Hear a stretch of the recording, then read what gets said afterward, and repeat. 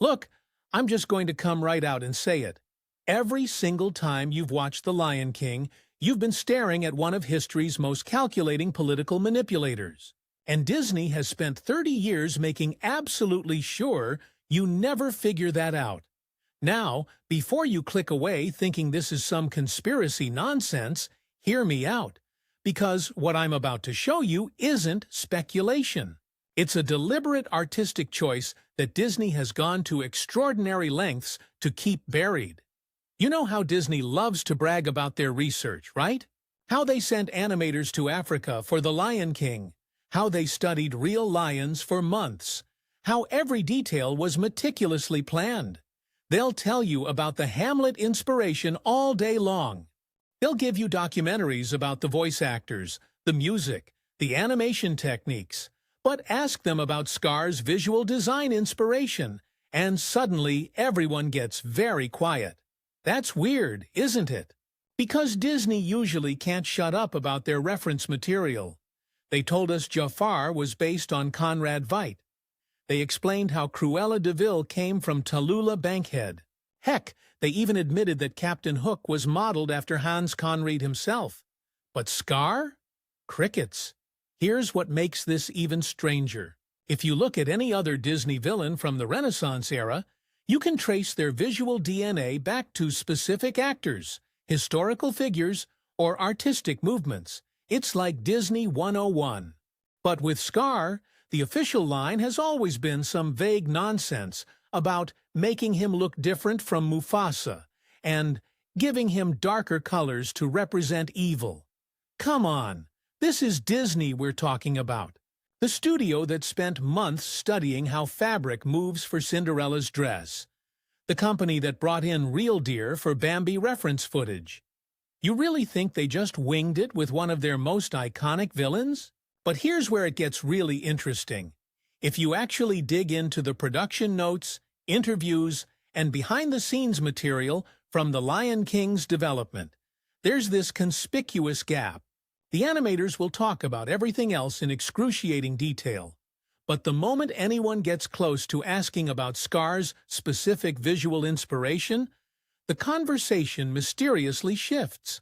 I've watched probably dozens of interviews with Andreas Deha, Scar's supervising animator, and it's fascinating how he dances around this question. He'll discuss the technical challenges, the voice acting collaboration with Jeremy Irons, the color palette choices, but direct inspiration for Scar's facial structure and expressions. Suddenly, it's all about internal creative processes and team collaboration. That's not how Disney animation works, folks. These guys are reference junkies. They study everything. Mufasa's design was influenced by Kimba, sure, but also by specific lion photography and even James Earl Jones's own facial structure. Simba went through dozens of iterations based on real cub behavior studies. But Scar just appeared, fully formed, with that distinctive angular face, those calculating eyes, that particular way of holding his head when he's plotting? I don't think so. And honestly, once you see what I'm about to show you, you're going to wonder how this stayed hidden for 3 decades. Because the visual similarities aren't subtle. They're not, if you squint and tilt your head, similarities. They're holy crap, how did nobody notice this similarities? But before we dive into the evidence, let's talk about why this matters. Because you might be thinking, okay, so what if Scar was based on a real person? Lots of characters are. And you'd be right, except for one crucial detail.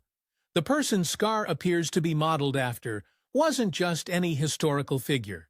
We're not talking about some obscure reference that only animation nerds would catch. We're talking about someone whose methods of gaining and maintaining power were so effective, so ruthlessly calculated, that studying them became a template for understanding political manipulation itself.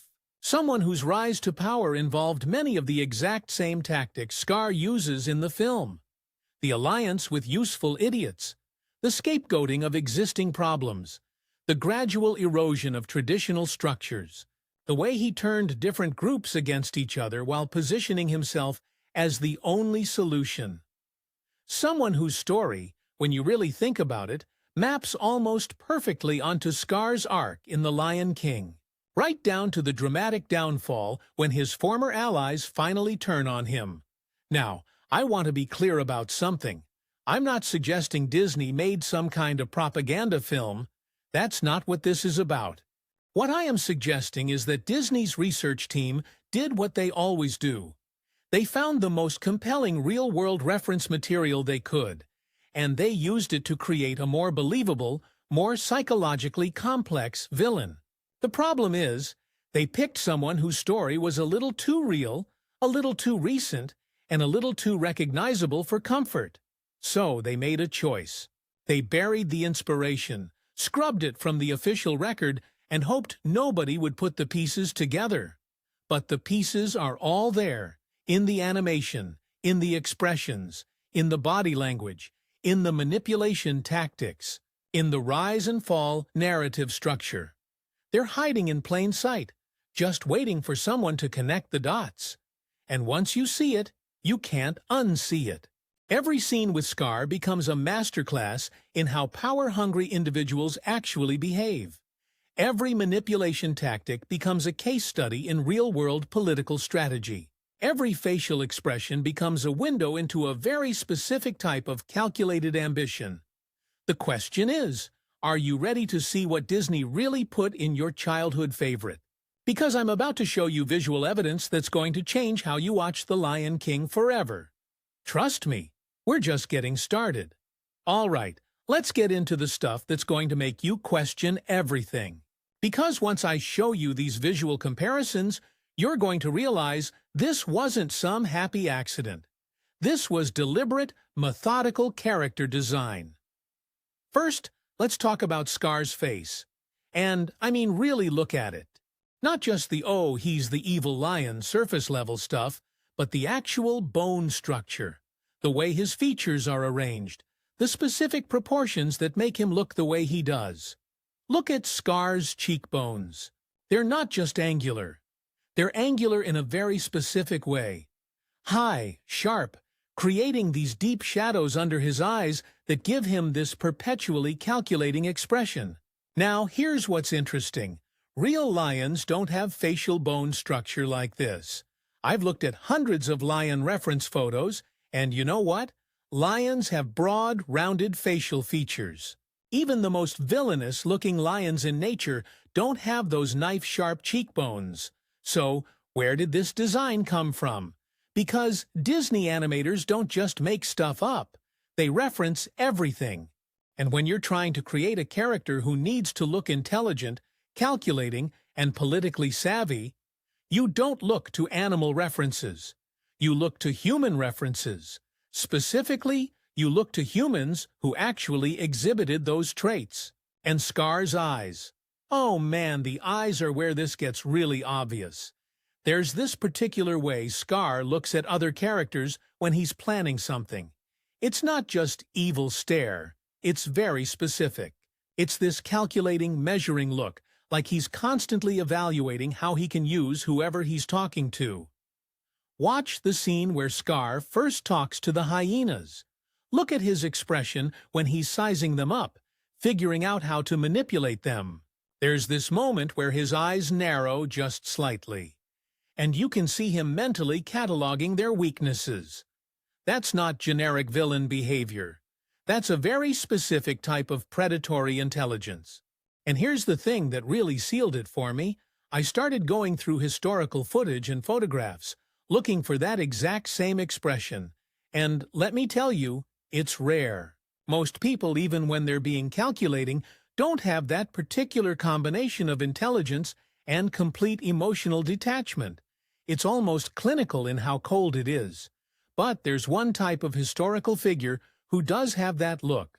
Political manipulators who rose to power through pure strategic thinking. People who could look at human beings the same way Scar looks at the hyenas, as useful tools to be deployed and discarded. Now, let's talk about body language, because this is where Disney's research really shows. Scar moves differently than every other character in the film. He's always positioned slightly apart from groups, even when he's technically part of them.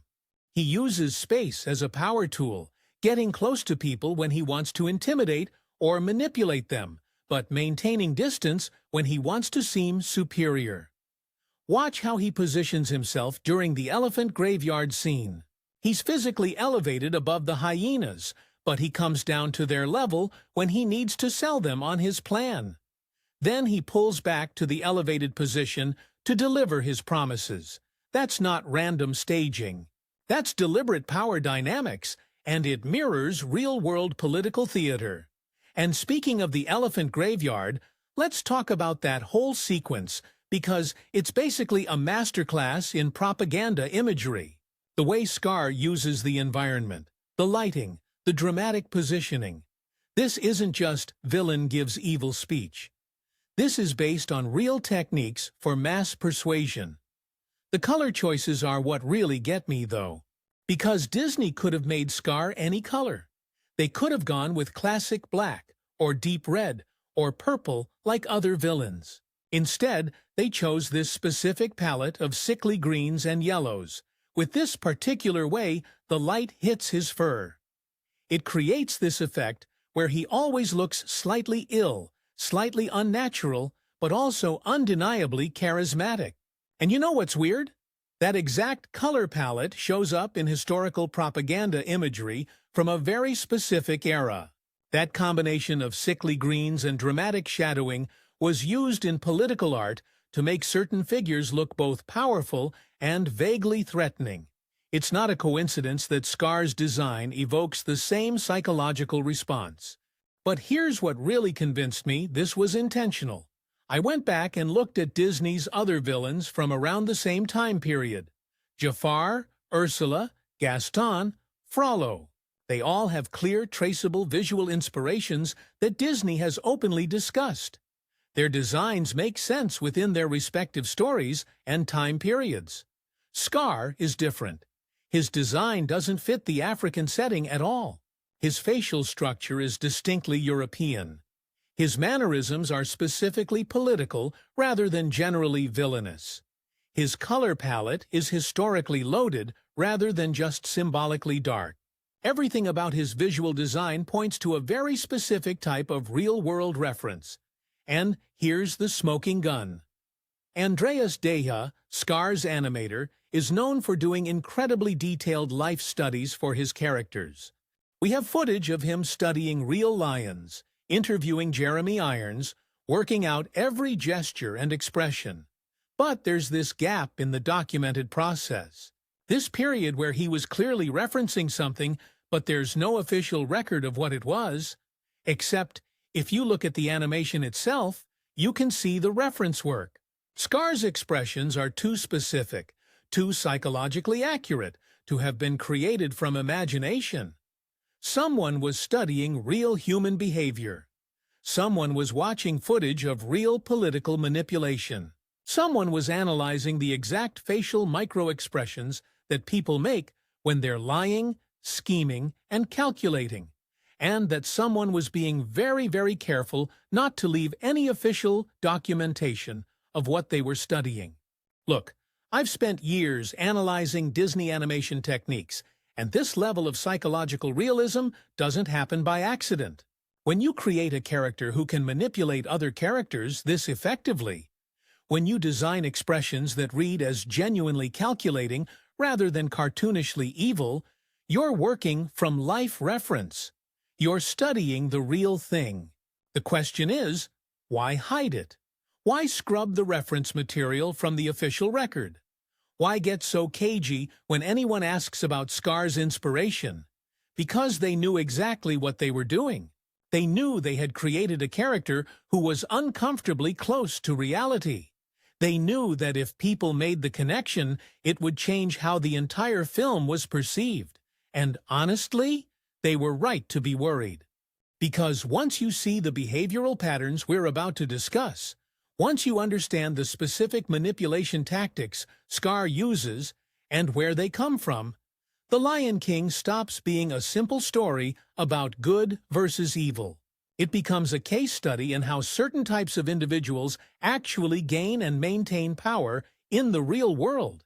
And that's a much more complex, much more uncomfortable conversation than Disney was prepared to have. Ready to see just how deep this rabbit hole goes? Now we're getting to the part that's going to make you uncomfortable. Because everything we've talked about so far, the visual design, the expressions, the carefully hidden inspiration, that's just the surface. The real evidence is in how Scar actually behaves. And folks, his manipulation tactics are textbook. Let's start with the hyenas, because this is where Scar's political genius really shows. Watch that first scene in the elephant graveyard again, but this time, don't watch it as a cartoon villain making friends with cartoon bad guys. Watch it as a masterclass in building a coalition of useful allies. First, Scar identifies their primary need: food. He doesn't just promise them food, though. He positions himself as the only possible solution to their problem. Stick with me, and you'll never go hungry again. That's not just a promise. That's creating dependency. He's making himself indispensable before he even has any real power to offer. But here's the really clever part. He doesn't just promise them food. He promises them status. You'll be honored guests in my kingdom. He's not just addressing their physical needs, he's addressing their psychological needs. These are characters who have been outcasts, treated as scavengers and threats. Scar offers them not just survival, but belonging and respect. And notice how he frames the current situation. He doesn't say, Mufasa is a good king, but I could be better. He reframes the entire narrative. Mufasa isn't just wrong. He's personally responsible for their suffering. It's the lionesses who are the real enemy. It's the circle of life that keeps you down. He creates a shared enemy, a common threat that only he can protect them from. This is sophisticated political manipulation, folks. This isn't cartoon villain stuff. This is how real coalitions get built in the real world. Find a group that feels marginalized. Promise them what they want most.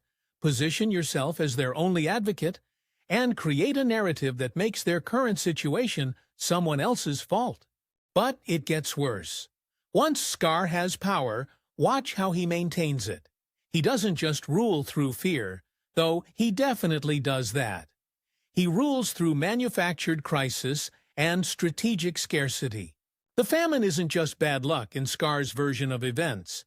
It's evidence that the old ways don't work. It's proof that only his methods can solve the problems facing the Pride Lands. Never mind that his policies might have contributed to the crisis. The crisis becomes justification for more extreme measures. And look at how he handles dissent. When the lionesses start questioning his leadership, he doesn't address their concerns directly. He deflects, he gaslights, and he makes them feel like their dissatisfaction is somehow their own fault. It's not my fault the herds have moved on. Maybe if you were better hunters. He takes legitimate criticism and turns it back on the critics. This is classic authoritarian playbook stuff. Create a crisis, blame it on external forces or your opponent's inadequacy. Then position yourself as the strong leader who can handle the tough decisions that others are too weak to make. But here's what really gets me: the way Scar rewrites history. By the time Simba returns, Scar has completely changed the narrative about what happened to Mufasa.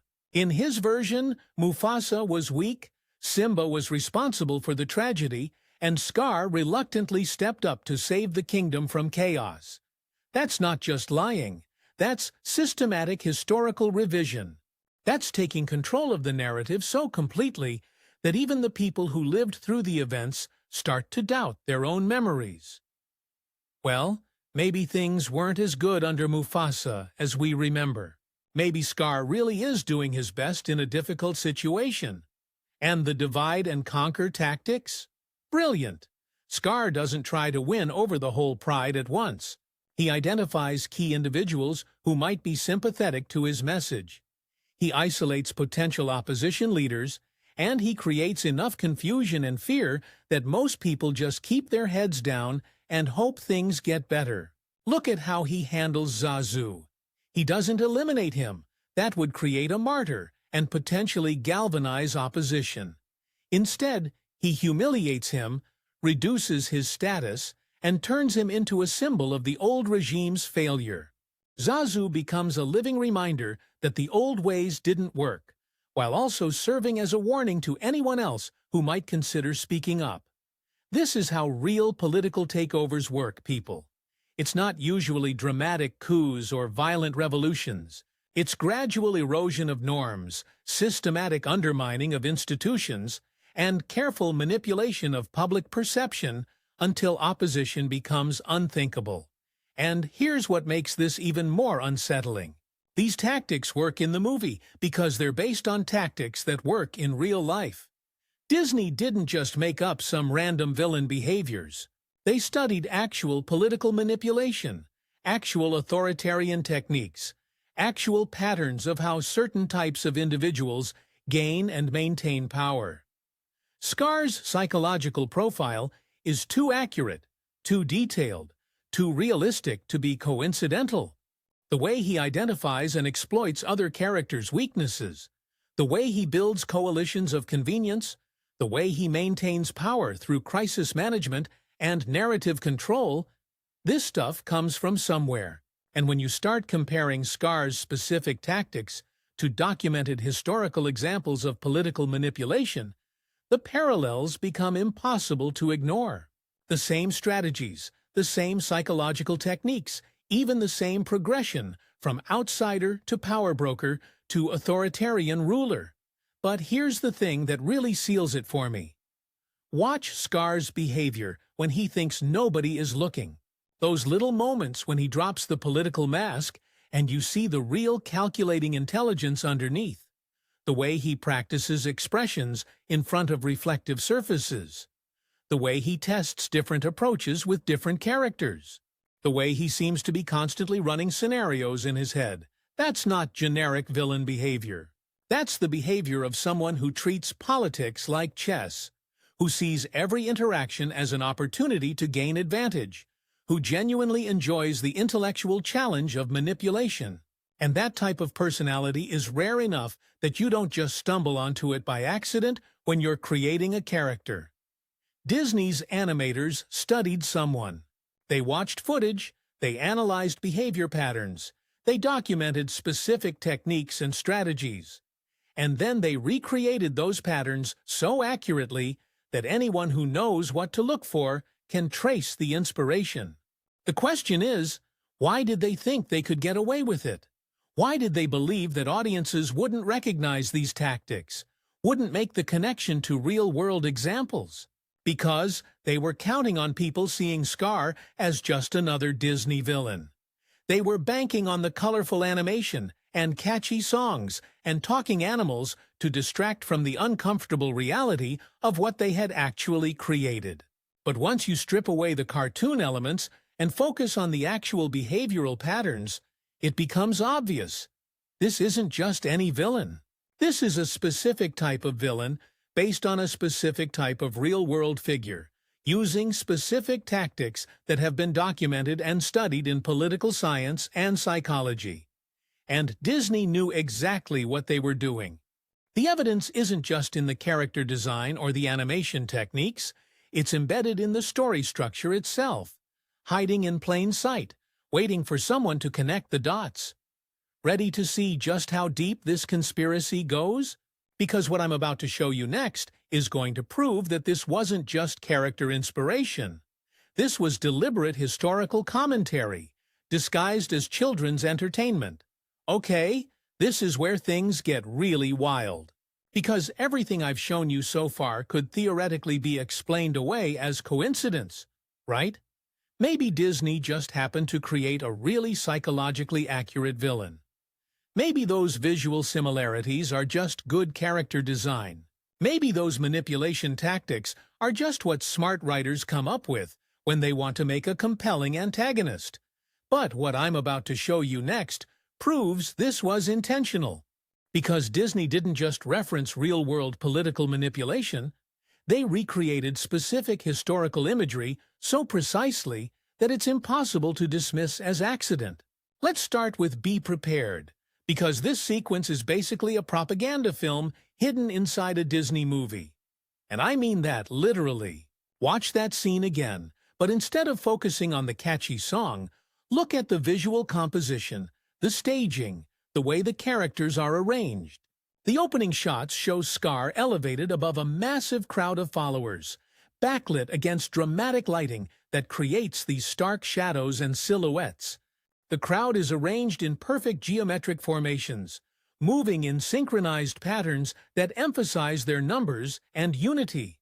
And Scar himself is positioned as this lone figure, commanding absolute attention from hundreds of devoted followers. Now, here's what's interesting about that imagery. Those exact same visual elements, the elevated leader, the geometric crowd formations, the dramatic backlighting, the emphasis on scale and power. That's not just good cinematography. That's specifically referencing propaganda film techniques from the 1930s. And I'm not talking about subtle influences here. I'm talking about shot-for-shot recreations of specific propaganda imagery. The way the camera moves, the way the crowd responds, the way Scar's silhouette dominates the frame. This stuff has been used before in very specific historical contexts to create very specific psychological effects. But it gets worse. Look at the lyrics of Be Prepared alongside the visual imagery. Be prepared for sensational news. A shining new era is tiptoeing nearer. Combined with those marching formations and synchronized movements, this isn't just villain song territory anymore. This is political rally territory. And the elephant graveyard setting? Come on! Disney chose to stage this sequence in a place literally called a graveyard, filled with the bones of massive, powerful creatures who are now gone. The symbolism isn't subtle. This is about the demise of old power structures and the rise of something new and different. But here's what really got my attention. The way Disney stages Scar's interactions with individual hyenas versus his interactions with the group. When he's talking to Shenzi, Banzai, and Ed privately, he's persuasive, almost reasonable. He addresses their specific concerns, makes personal promises, treats them like valued allies. But when he's addressing the massive crowd during Be Prepared, his whole demeanor changes. He becomes theatrical, grandiose, playing to emotions rather than logic. The message shifts from "let me help you" to "follow me to glory." And the crowd responds not with thoughtful consideration, but with frenzied enthusiasm. That's a very specific pattern of political communication. And it's not something you just stumble onto when you're writing a cartoon villain. That's based on documented techniques for building mass movements, for turning individual grievances into collective action, for transforming reasonable people into enthusiastic followers. And speaking of the elephant graveyard, let's talk about the visual design of that place. Because it's not just scary, it's scary in a very specific way. The bones aren't randomly scattered. They're arranged in these dramatic, cathedral-like formations that create this sense of twisted grandeur. It's supposed to feel both ominous and impressive, both dangerous and somehow magnificent. That aesthetic choice, making evil look grandiose and visually spectacular, that's another propaganda technique. You make your movement look powerful and inevitable, even when it's ultimately destructive. You create imagery that's simultaneously attractive and threatening, so people are drawn to the spectacle even as they're intimidated by the implications. Now, let's talk about something that really sealed this theory for me: Disney's research process. Because I dug into how they actually developed The Lion King, and there are some fascinating gaps in the official documentation. We know they sent teams to Africa to study lions. We know they consulted with wildlife experts and animal behaviorists. We know they researched African cultures and landscapes. All of that is well documented with plenty of behind-the-scenes footage and interviews. But there's this other research track that's barely mentioned in official sources: the political and historical research. Because creating a story about power, succession, and political manipulation requires understanding how those things actually work. And Disney has some of the best research departments in the entertainment industry. So where's the documentation of that research? Where are the interviews with political scientists, the consultations with historians, the analysis of real-world power dynamics that obviously informed this story? Because make no mistake, The Lion King is incredibly sophisticated in its understanding of political psychology. That level of accuracy doesn't happen by accident. And here's something interesting I discovered. Andreas Deja, Scar's supervising animator, spent time in Europe during the early development of The Lion King. Officially, this was for general research and inspiration. But the timing is interesting, and the locations he visited are even more interesting. He went to places with very specific historical significance, museums with extensive collections of political art and propaganda materials, archives with documented examples of authoritarian imagery and mass communication techniques, places where you could study, in person, the visual language of political manipulation. Now, I'm not saying Disney sent him there specifically to research dictatorial imagery, but I am saying that someone with his artistic background studying political art and propaganda techniques in that context would absolutely have absorbed visual influences that would later show up in his character design work. And then there are the deleted scenes. Oh boy, the deleted scenes. Because Disney cut some material from The Lion King that was apparently too dark for their target audience. Scenes that made Scar's political methods even more explicit, that showed his manipulation tactics in even greater detail. One deleted sequence reportedly showed Scar systematically turning different groups within the Pride against each other, creating conflicts that only he could resolve. Another showed him rewriting the history of Mufasa's reign, literally changing the stories that cubs were told about their heritage and traditions. That material was cut not because it didn't work dramatically, but because it made the political commentary too obvious.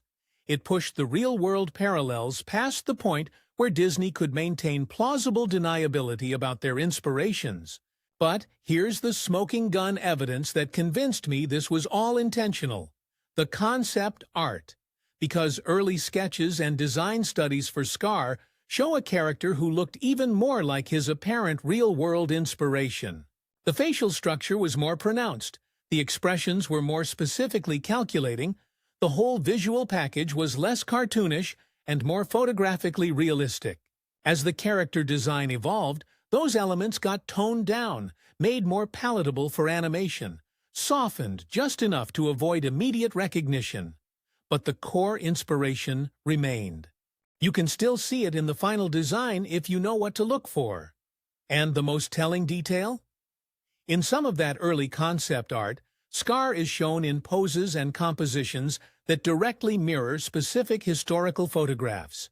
Not similar poses, identical poses. Same camera angles, same lighting, same positioning relative to other characters. That's not coincidence. That's deliberate historical recreation, modified just enough to be legally and politically safe, but accurate enough to be psychologically effective. So why did Disney think they could get away with this? Why did they believe that audiences wouldn't make these connections, wouldn't recognize these references, wouldn't figure out what they had actually created? Because they were counting on the power of animation to disguise reality. They knew that talking animals and catchy songs would provide enough psychological distance that most people would see Scar as just another cartoon villain, not as a carefully researched recreation of real-world political manipulation. And for 30 years, that strategy worked. Until now. Because once you see the evidence, once you understand the visual references and behavioral patterns and historical parallels, you can't unsee them. The Lion King becomes something completely different. It stops being a simple story about good versus evil and becomes a sophisticated analysis of how certain types of individuals actually gain and maintain power. And that's exactly what Disney was afraid of, because admitting this inspiration would force some very uncomfortable conversations about what this movie is really teaching children about politics, power, and human nature. Ready to find out why Disney will never, ever admit the truth about Scar's inspiration? Because the real reasons for this cover-up are more complex and more controversial than you might expect. Here's the uncomfortable reality that Disney doesn't want you to face. They created one of the most psychologically accurate villain characters in animation history by studying real-world political manipulation, and now they're trapped by their own success. Think about it from Disney's perspective for a second. They spent years researching, developing, and perfecting a character who effectively demonstrates how authoritarian leaders actually gain power. They created educational material about political manipulation that's more accurate than most college courses on the subject, and they packaged it as children's entertainment. That's either brilliant or terrifying, depending on your perspective. And Disney knows it. Because here's what happens if they admit the truth about Scar's inspiration. Suddenly, The Lion King isn't just a timeless tale about good triumphing over evil. It becomes a political education tool. Parents start asking uncomfortable questions about what their kids are actually learning from this movie. Educators start using it in political science classes. Critics start analyzing Disney's other films for hidden political commentary. And Disney absolutely cannot afford that conversation. Because their entire business model depends on being perceived as politically neutral family entertainment. They can't be seen as taking sides, making political statements, or pushing any kind of ideological agenda. That's brand suicide in today's polarized environment. But it gets worse for them. Because acknowledging Scar's real-world inspiration would force Disney to confront some seriously uncomfortable implications about their storytelling choices.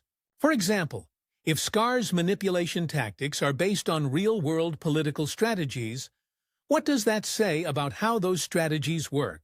The movie basically demonstrates that these techniques are effective, that they can convince reasonable people to support destructive policies, that they can maintain power even when the results are obviously harmful. That's not exactly the kind of message Disney wants associated with their brand. Hey kids, here's how political manipulation actually works, and by the way, it's pretty effective. Yeah, that's not going into any marketing materials. And then there's the international market to consider. Disney makes billions of dollars from global distribution, and different countries have very different sensitivities about political content. What seems like harmless historical reference in one market could be seen as inflammatory political commentary in another. By keeping Scar's inspiration vague and undefined, Disney can market The Lion King anywhere in the world without worrying about political controversies. The moment they confirm specific historical inspirations, they create potential diplomatic and commercial problems in markets where those references might be sensitive. But here's what really terrifies Disney's corporate leadership: the precedent this would set for analyzing their other content. Because if fans start looking for hidden political inspirations in Disney movies, they're going to find them. And some of those discoveries might be even more controversial than Scar's origins. What about the political allegories in other Disney Renaissance films? What about the cultural and historical inspirations for villains like Jafar, Frollo, or Governor Ratcliffe? What about the way Disney has historically portrayed different cultures, political systems, and social structures? Opening that door, admitting that they deliberately embed real-world political references in their content, would invite scrutiny that Disney is not prepared to handle. It would fundamentally change how their movies are perceived, analyzed, and discussed. And honestly, they're probably right to be worried. Because once you start looking for political subtext in Disney movies, you find it everywhere. The Lion King isn't unique in having sophisticated political commentary. It's just unique in how accurately that commentary reflects real-world power dynamics. But there's another factor here that nobody talks about: Disney's relationship with educational institutions. These movies are used in schools, in children's programs, in educational settings around the world. Teachers use them to discuss values, morality, and social behavior. If Disney admitted that Scar was deliberately modeled after real political manipulation techniques, it would completely change how educators approach these films. Instead of simple morality tales, they'd become case studies in political psychology. That's not necessarily bad, but it's way more complex than Disney wants their brand to be. And let's be honest about the elephant in the room here. Parents aren't necessarily prepared for their children's entertainment to include accurate depictions of political manipulation, even when those depictions are presented as villainous behavior. Most families want Disney movies to be escapist entertainment, not educational content about how authoritarianism actually works. Disney understands this. They know that their audience wants simple stories with clear moral messages. They know that admitting the sophisticated political research behind their character development would complicate that simple narrative in ways that might make parents uncomfortable. But here's the thing that really gets me. Disney's silence on this topic isn't just corporate risk management. It's actually confirmation that they know exactly what they created. Because if Scar really was just a generic villain with no specific real-world inspiration, why be so cagey about discussing his development? When you ask Disney representatives about Scar's visual design inspiration, they don't say, "We just made him look evil," or "We based him on generic villain archetypes." They give non-answers. They redirect the conversation. They act like people asking very reasonable questions about character development are somehow being inappropriate. That's not how you respond when you have nothing to hide. That's how you respond when you know that telling the truth would create problems you're not prepared to deal with. And here's what makes this even more telling. Disney has been perfectly willing to discuss controversial aspects of their other movies when pressed. They've acknowledged problematic elements in older films. They've addressed cultural sensitivity issues. They've even revised content when necessary. But on this specific topic, Scar's inspiration, they maintain absolute silence. That's not accident. That's policy. So what does this mean for you as a viewer? Well, it means you need to start looking at Disney content with more critical eyes.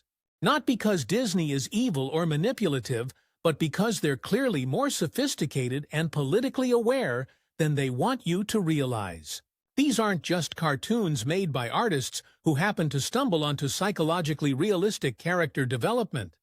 These are carefully researched productions created by teams who understand exactly how real-world power dynamics work. And if they're willing to embed that level of political sophistication in Scar's character development, what else are they embedding in their content? What other hidden inspirations are waiting to be discovered? What other real-world references are disguised as fantasy entertainment? Here's my challenge to you. Go back and watch The Lion King again, but this time don't watch it as a Disney movie. Watch it as a case study in political manipulation. Pay attention to the specific tactics Scar uses, the way he builds coalitions, the way he maintains power, the way he eventually loses control. Then ask yourself, where did this psychological accuracy come from? How did Disney animators and writers develop such a realistic understanding of authoritarian behavior? What research did they do, and why won't they talk about it? Because once you start asking those questions, you're going to realize that The Lion King isn't the only Disney movie with suspiciously accurate political psychology. And you're going to start wondering what other uncomfortable truths are hiding in plain sight in your childhood favorites. Disney is counting on you to accept their official explanations, to not dig too deep, to just enjoy the entertainment without asking difficult questions. But you're smarter than that. You can see the evidence. You can connect the dots. The question is, what are you going to do with that knowledge? Are you going to pretend you didn't see what you just saw? Or are you going to start looking at Disney's content, all of it, with the critical analysis it actually deserves? Because I guarantee you, once you start looking, you're going to find more than you bargained for. And Disney really doesn't want you to start looking, but maybe it's time you did anyway.